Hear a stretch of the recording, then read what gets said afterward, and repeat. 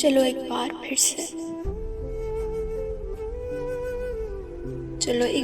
پھر سے اجنبی بن جائیں ہم دونوں۔ نہ میں تم سے کوئی امید رکھوں دل نوازی کی،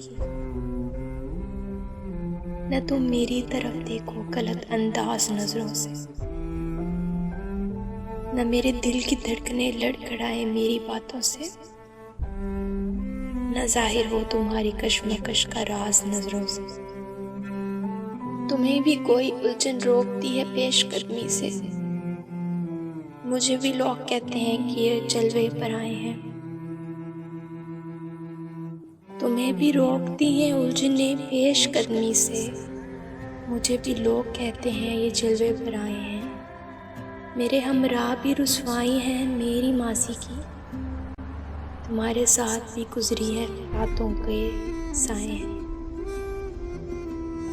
تعارف روک ہو جائیں تو اس کو بھلانا بہتر، تعلق بوجھ بن جائیں تو اس کو توڑنا اچھا۔ وہ افسانہ جسے انجم تک لانا نہ ہو ممکن، اسے ایک خوبصورت موڑ دے کے چھوڑنا اچھا۔ چلو ایک بار پھر سے اجنبی بن جائیں ہم دونوں۔